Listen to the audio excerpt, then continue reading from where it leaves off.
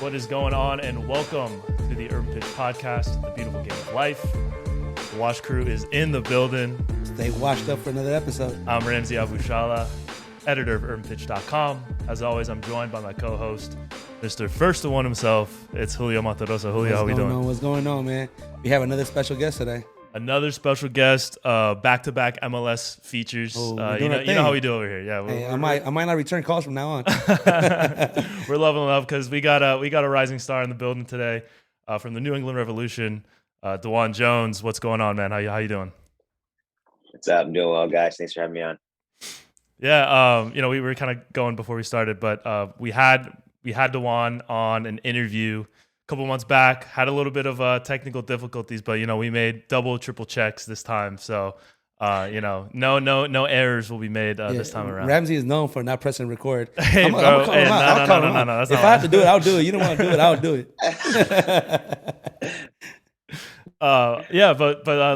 Let's get started. So, what was your kind of the welcome to MLS moment?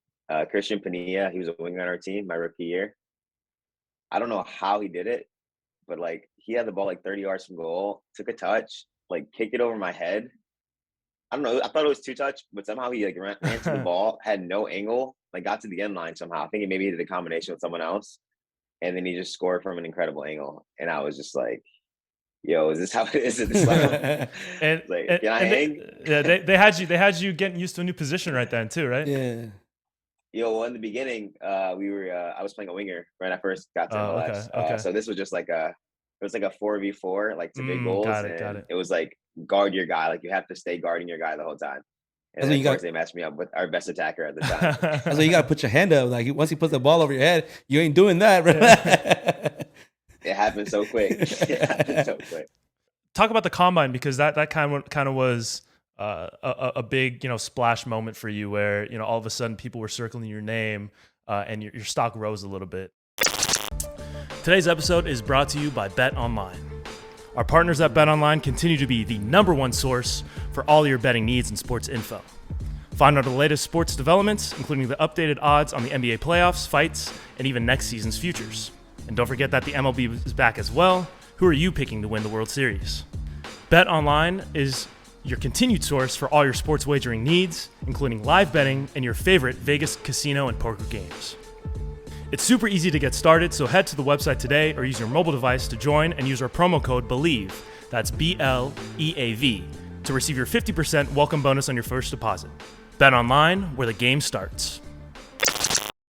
I got first place in the 30-yard sprint, first place in the agility, and then third place in the vertical jump. So that was already turning heads. And then the next day was the first day of games, and I had a 60-yard run. And I'm sprinting with the ball full speed. I chipped the goalie far post. And then after that, I had all these interviews. So I think, I interviewed with half the teams in MLS at the time. So I felt pretty confident heading into the draft. And that's also when New Balance first saw me. The guy who actually signed me said he saw that goal and it reminded him of Mane from Liverpool. So I might have heard of that guy. Yeah, he said he had to sign me after that. So that was pretty cool. I got back home from the combine. I had 6 New Balance boxes waiting for me. There you go. So what do you remember from the questions? So what do you remember from the questions that when the MLS teams were interviewing? Something stands out, something like, why are you asking me this? There was one question, I'm not going to say which team. They were just so let's say you earn a penalty kick and the captain's demanding the ball. Do you take the penalty for yourself or do you give it to the captain? Take it 100%. I had to give the political answer, give it to the captain. Yeah. If he's the captain. Right. No controversy. We're not starting anything, right? No controversy. Well, I'm giving you the real answer. Take it for myself. If my mom's in the stands, I'm taking this one. No, man. It's easy to say that, but you're right. Yeah. Those veterans, man, when they look at you and say, "Give me the ball," oh, definitely. It's tough. Speaking of teammates, Brandon By, another MLS draftee, another Michigan guy. He went to Western Michigan. You went to Michigan State. Did that ease the transition, having a familiar face, someone that you could relate to a little bit coming into the league? Yeah, I actually reached out to Brandon before the combine because I know he had a good combine and that increased his draft stock. So it's funny, I reached out to him, and then like a week later, I find out we're going to be teammates. And I actually didn't know him that well when I turned pro. Our dads actually knew each other, and we played each other in high school and college, but we never really had a relationship. And then obviously once I got here, the Michigan connection, and then obviously we had the transition both to outside back. So we've been good friends since then, and he's helped me a lot in the transition. Is that like is there like a friendly rivalry going on between the two of you, or is it mostly you know? No, it's always a rivalry, whether it's practice or games. Assists, goals. We're always competing. Again, we're always looking to help each other get better. So that friendly competition just brings out the best in both of us. Yeah. How was that transition from winger to like outside back? It was tough, but back like at Michigan State, I played winger and we had to defend a lot. So I felt like I was pretty comfortable with defending and also just one-on-one. Like I play basketball, so like I take my one-on-one serious. Yeah. So I like to like be like a lockup defender, So it was a tough transition just in terms of learning. Because I don't know, when you're a winger, you can just try things. If you lose the ball, Yeah, definitely. it's okay. You can win it back. But like in the back, you got to be solid, Gotta be 100% precise. passing percentage, obviously precise. You can't make mistakes in the back. So I think that was the biggest thing. And then also my rookie year, I couldn't get forward as much because Christian Pania was usually the left winger, and they wanted him to go ISO like one-on-one. So I didn't have as many chances to overlap. But then my second and third year, I started being able to get into the attack more, which is more my style and which I'm more comfortable with. So I think that helped make the transition easier, being able to get back or get forward into the attack. Yeah, we seen you, getting into that offense. Had a nice assist against Portland, scoring a couple goals last season. What was it like, kind of getting back into that offensive role? It's great because my whole life I've been an attacking player, and I've always thought that I could, contribute a lot in the attack as a winger. But when Bruce took over, I just started playing left back because our assistant coach, Mike Laffer, took over for Brad Friedel. He saw me as an outside back, and then I had a few good games there. So when Bruce took over, it was just like, all right, DeJuan's a left back. And they haven't really looked back. So like I said, I'm thankful that I've been able to get into the attack more now. But yeah, now I'm a left back. So I have to make the adjustments, and I'm starting to enjoy defending more and just really embracing the role. How is Bruce as a coach? He's a legend. Man, Bruce, he's like you said, he's a legend. He knows how to win, and he's a very funny guy, very chill guy, off the field. But when we cross that line for practice or for games, he flips that switch, and this Coach Bruce, he's getting on you. He wants everything to be perfect. How are you able to kind of balance that, expectations of building off of last year's success with, the realities that, and setbacks that come with a new season? Yeah, last year was right now I'm really appreciating last year. So like we were really cruising, we were in a great spot. And then right now we're not in the best spot, but that's part of being a professional athlete. It's part of being a soccer player. You're not always going to be winning. So I think these times of adversity are going to just make us stronger. Ultimately our main goal is to win the MLS Cup. And we had a great year last year, but we didn't achieve our ultimate goal. So I think this adversity to start the season is good. It obviously sucks that we got knocked out of Champions League and we've been giving up goals recently, but I think this will only help us in the future, and we'll learn from these mistakes that we're making now. We have a 2-week break with the international break, so I think we'll come back strong after that. And then also we've been unlucky with some injuries this year, so I think when we get our full squad back, that's definitely going to help. But yeah, just getting everyone back, training together, pushing each other for spots and positions, that's when we're really at our best. So I'm excited to get back to our best, and I think we're well on our way. How hard is it playing 2 tournaments at the same time? It's not something I'm used to. It's definitely an adjustment. It definitely weighs on the body, weighs on the mental. So it's tough. Yeah, I feel like MLS has, whether it's the super physicality of the league, like you said, the rigorous travel schedule, especially early on with some of the weather that you face, being in New England or like you were in Real Salt Lake. Talk about that Real Salt Lake game a little bit, because it was a little bit controversial. Carlos Gil. Them interviews were not. Carlos Gil didn't seem too happy about it. What were your take on his comments, and what was it like? Like, how cold was that on the pitch? Because it didn't look ideal. Just watching it from the side, I'm just seeing the snow just blow diagonally just into the players' faces, and they were basically running on ice. So the first half, honestly, the game could have been suspended, I think, for sure. it wasn't, you couldn't really play. A lot of just clearances, just getting the ball away from your goal. I think the second half it got better. You could play a little bit. But like an hour after the game, the field was like, it was good. No more snow, no more wind. So if we would have delayed the game, I think it would have been beneficial. But at the same time, we can't blow a two-lead goal at home. So again, I think we'll learn from that. It's tough, really tough. But I mean, we know what the weather is in New England. It's unpredictable. So I mean, we played the game and we didn't get the result at the end of the day. Yeah, what were your take on Carlos Gil's that interview? Because I think you can't blame him for being a little bit upset. I honestly passionate about it. Yeah, what I mean. He's a passionate dude. Like, well, did that kind of was that the sentiments in the locker room as well? I'm not sure.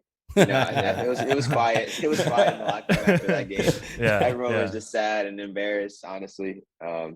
But I mean, Carlos, he said it, I think even in the interview, like he doesn't care if we won, draw, or lost. He thinks that the game should have been delayed because he's like, you can't play football, as he said. You can't stop the effing game, Right. No, but yeah, like it's not. You guys can get injured with that weather. Like, I know if at this age, I gotta put icy hot, stretch for like 3 hours before I even touch a ball. But yeah, like being in cold weather is not easy.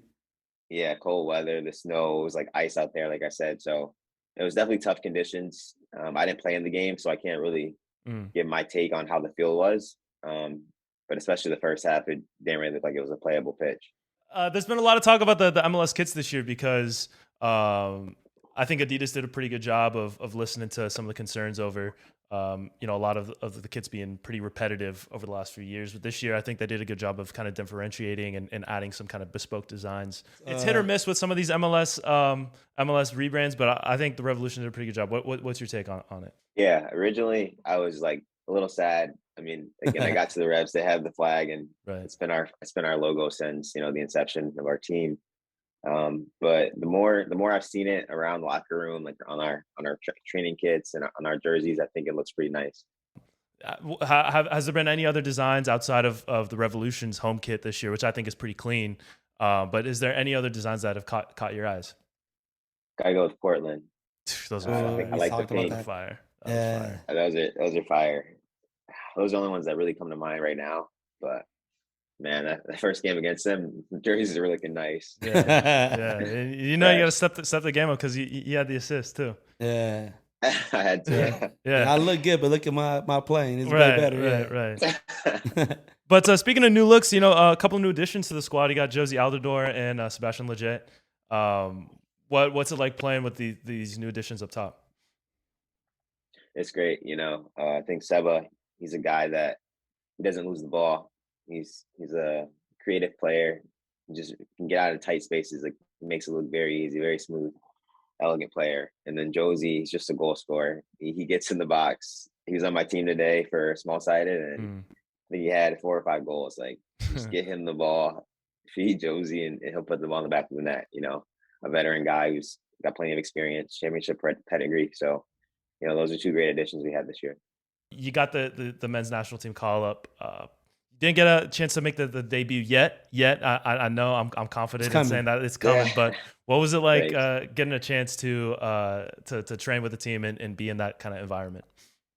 Yeah, no, it was an honor. I feel like it's one of the things you dream of as a kid, to play for your national team. And like you said, I haven't made my debut yet, but just to be in that environment, see what it's all about, training with top players in MLS, top coaching staff, trainers, just being in that environment, it's a different level. It definitely takes it up a notch and just shows the level that I need to be at each and every day in my trainings here at the Revs, just so next time I get called up, I'm ready for my opportunity. Yeah. Speaking of national teams, your friend, the op. Yeah, now he's the op playing for Canada. But I believe you guys are roommates before Tejan Buchanan. My parents are Salvadorian, so what he did to El Salvador, I was upset. I was like, stop this man. Stop this man. Why? Still mad about that. This is the second interview that we do, and I bring it up. So you know how mad I was about him just destroying the whole Salvadorian national team. Yeah, that guy's tough. He's got it. Yeah. He's got it. He's got the speed and he's got the skills and he's got the mentality. So I think he'll go far for sure. Yeah, and seeing his kind of journey, I know you just signed an extension with the Revs this past offseason, a little bit after we spoke last. So first off, congratulations to that. But second off, do you kind of see something similar in terms of career pathway to playing in Europe, like DeJuan? Yeah, definitely. Playing in the Champions League is one of my goals, and playing for a top club in Europe. So, like I said, I got to keep working, and I really hope it's in my future. But I know if I keep working hard, and I think it's possible. Yeah. So, And what does that work entail? Because I mean, you hear people talk about it all the time, working hard, but when it comes to like identifying, areas that, this is what I'm good at, this is what I need to improve on. Like, how do you kind of divvy up getting better at what you're already good at versus, working on things that you might need to kind of polish up a little bit? Yeah. So I'm a defender first. So obviously one-on-ones, I need to win all my one-on-ones. I need to be a lockdown defender. I need to communicate, I need to organize. I need to play passes forward. And then obviously when I'm in the attack, better delivery on crosses, goals, assists, production is important. And just be a player that can keep the ball as well. It's a lot, man. It's a lot. Every little facet of the game, is something that I continue to improve on and get better. But just like really, really analyzing games, watching me in every moment to see what's my positioning in this moment. Can I be higher? Can I be lower? Did I take a good first touch?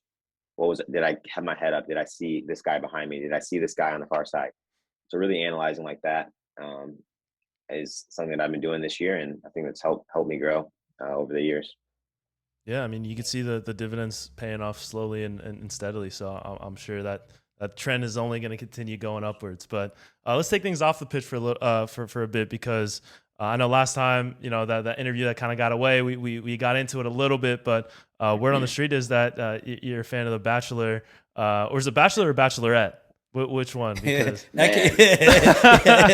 come on, wait a minute. Let's hear this. Man, I actually haven't watched for the last few years. I used to be a big fan. I would watch both. But recently, I'm kind of over it now. I had a stage. It was a long stage, like 5 or 6 year stage. But I'm kind of off that now. I'm watching other shows. So if the show calls you, like, hey, do you want to be a part of the show? Are you gonna say yes? No, that's not for me. I can't be fighting over a girl on national TV. Like, I'm not competing. No. Like, I got to be your first choice. There you go. There you go. Hey, man, that's setting standards. That's setting expectations right there. That's healthy. Hey, respect yourself, King. Exactly. But so what other shows are you getting into now that Monday nights have opened up? Monday nights are free now. Yeah. Right now I'm watching Bel-Air on Peacock. Okay. Like the Fresh Prince reboot. Yeah. I just finished watching Top Boy. I really like shit! that show. I need to get into that. On. Yeah. That's a good one. What else? What about the Kanye documentary? Oh yes, I did see that. That was great. Yeah, I'm a big Kanye guy. I think the first 2 episodes were really cool. Just see his relationship with his mom.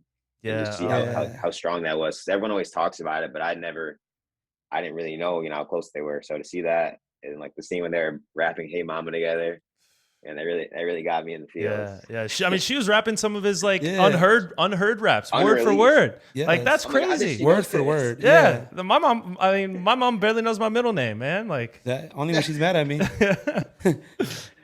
Oh man, that was a great doc. When she was singing "Dear Mama," like I'm not gonna lie, I cried a little bit. I did cry a little bit, but yeah, Kanye. Yeah, we're both big Kanye fans. We go back on what's the best album all the time. So just to see that, just to bring that back where I was when I heard Jesus Walks through the wire. Yeah, so it was great. Classics. Yeah, Classics. That first album it's up there for me. And then like I said, to see how they were making the songs, it's like wow, like it's just see his journey to even get there. He had to grind just to get the opportunity. So yeah. So what is your favorite? What is your favorite Kanye album? Good one. I'm gonna judge you on this too. Yeah, we're judging you. You're judging so hard right now. I'll say my beautiful dark twisted fantasy. That's a man of taste. That's man of taste right there. That's or at least college dropout. At least you know what he's good at. Yeah. Yeah. I don't know what does that mean? You come on, man. That's a bar right there. At least you know what he's good at least you know what I'm good at. And I'm always. Oh, yeah. Come on, man. All right. Well, I mean, yeah, that's like no way, dude. Yeah, come on, that's whack. That's weak. Bars. No, bro. Yeah, Dark Twisted Fantasy though. That's top of the list for me as well. College Dropout is like I like late registration. That's me. Late registration is number 2. Late registration is my actually no, he's number 3. Graduation is number 2. Graduation is number 2, and then that's good. Yeah, but. Honestly, it goes back and forth depending on like what's your mood and what you're listening to. I mean, two months from now, it might change up again. We might argue this again. No, but talking about music, like what's your music that gets you up before games? What's on your playlist before a match day? I gotta give a shout out to T Grizzly.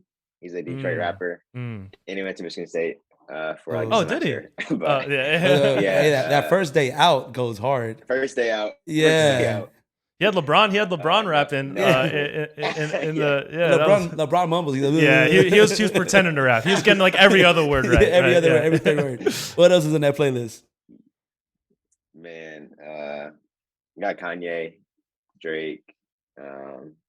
My girlfriend likes YoungBoy, so I put some YoungBoy on recently just to really get me fired up. Yeah. You see that subtle shout out? Music.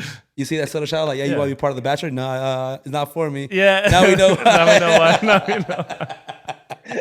I try to get some YoungBoy in there just to give me like some murder music, get me in the zone to like go out to war. Yeah. That Black Air Force energy right there. Yeah. Yeah, we were talking to DJ Taylor, and he had some YoungBoy in his place too, so that's a pretty common response so far. Yeah, but I mean that's what it's for. That's deadlifting. You might get a red card, like I told him. You might get a red card listening to NBA YoungBoy. You might get a red card. Be careful with that. So some Meek Mill too. Oh yeah, there you go. Can't go wrong. You can never go wrong on Meek Mill. Yeah. But we'd love to keep going, but I know you got other stuff going on. But before we wrap things up, Julio prepared a couple of rapid fire questions to put you on the spot here. So we're gonna close off with a little quick fire questions. So Julio, I'll let you take it from here. Ready? All right. Either play on hot weather or cold weather. Cold weather. Baked beans or lobster rolls. Lobster rolls. The New Balance 550s or the 990s? Oh, come on. Hey, put him on the spot. there you go. That's a good one right there. He's got the case behind him. He probably got both. I got both. I'm gonna go 990s though. Ooh, the dad. Yeah, classic. Yeah, there you go. Cardio or weights? Cardio. I'm more of a cardio guy. That's why we're sitting here. Yeah, and definitely. He's sitting over there. Right. When I played, I was more of a cardio guy. Back in my day. Good fit, bad shoes, or good shoes, bad fit? Ooh.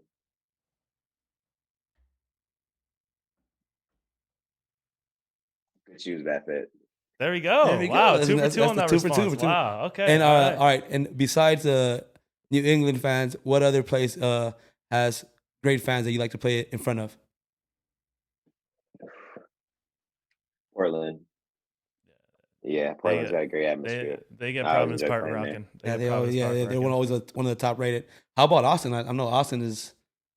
They're saying it's one of the upcoming. Have you had a chance to? I haven't had a chance yet, but whenever I see their games, I would love to play there. It looks fun. Let's not even talk about LAFC because we already know how cracking that 3252 is, but. Yeah, it's honestly over. It's been overdone at this point, so we're not going to get into that. We're not going to get into that.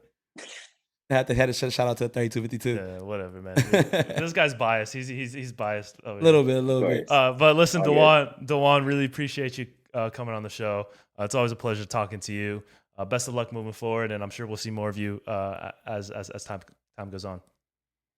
All right, guys. Thanks for having me. Appreciate it. All right, good luck with everything, man. Special thank you to everyone who watched and listened from the Washed Up crew. Thanks to DeJuan Jones for joining the show. This was great. Well, we hope that you come back next week. We're going to be talking to former pro and Olympic medalist Lauren Sesselman. So that's gonna be another great episode. Appreciate you again for tuning in. Please be sure to like, comment, subscribe, leave us a review on iTunes. 5 stars if you'd like, but also if you can roast Julio funny enough, we'll read it. We'll read it live. But thanks again for tuning in. They kill me. They're killing you. No, they're killing you. Not in the reviews though. In the comments. Yeah, in the comments. Yeah.